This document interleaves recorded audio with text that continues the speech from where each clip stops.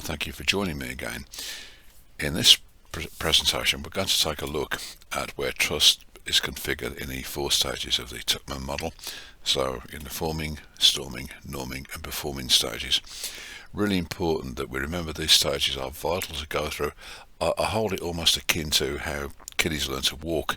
You have to crawl before you can walk. These are sort of stages that are really necessary to the development of a whole and rounded team. Okay, let's take a look at trust.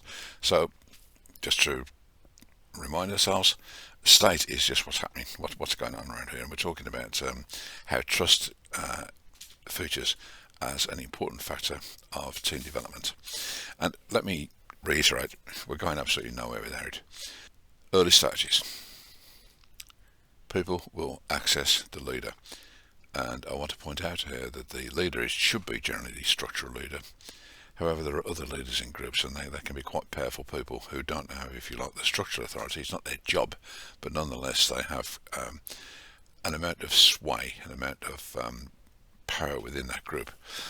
So if it's our job to lead the group forward, we need to have a pretty good idea about who those people are and resolve that as an issue. How do we, acknowledging that you've got some power in this group, how do we make sure that that serves a group and it doesn't serve just you? We move on to the storming stage. What are people doing here? I trust only the leader.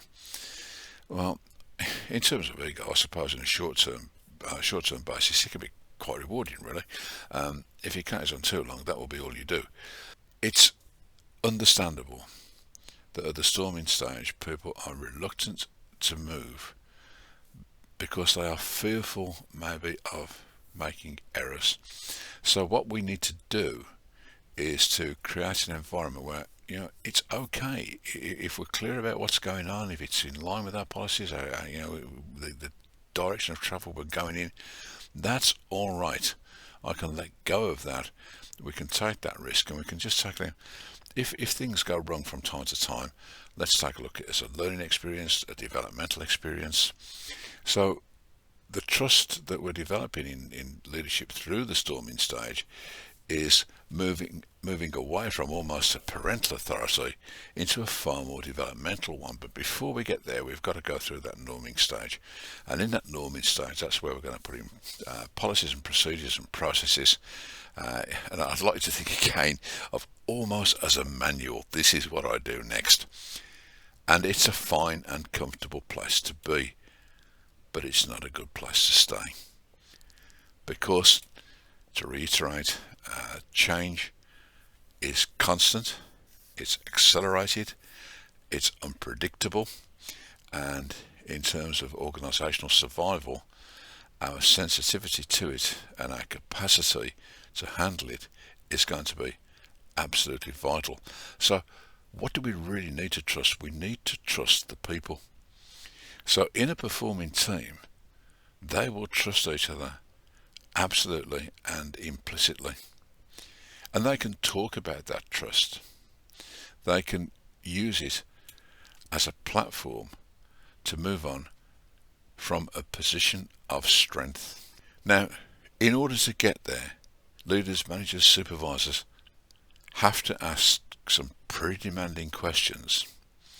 And team members need to contribute their view, their answers. And the sensitivity, I think, is about how we move from forming, storming into that sort of norming dialogue, so that we're having a trust of processes, and then how we develop people so that they trust each other. And when we trust each other, we've got it.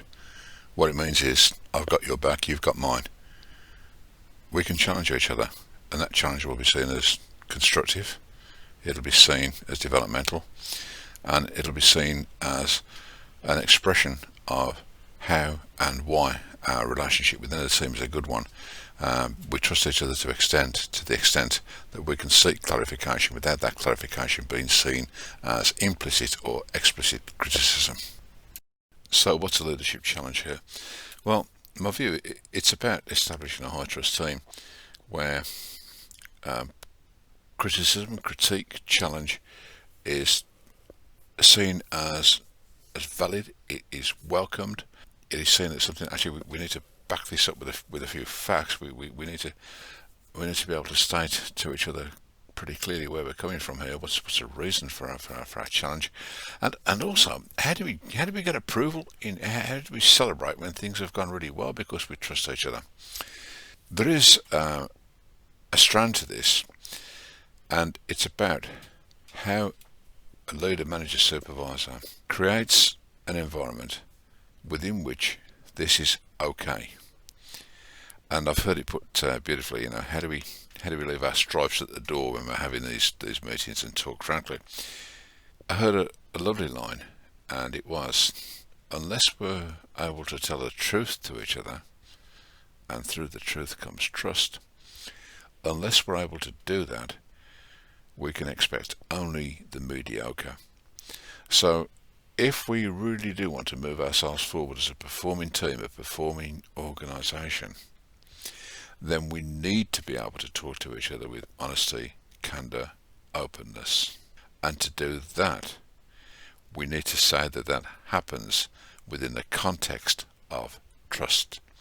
So for leaders and participants, it's one of these kind of quite easy words to say, but when we drill down into what it actually means for our working relationships, our conversations, where those conversations take place, and how we are prepared to, yes, challenge each other where we feel trust has been broken, the implications are significant.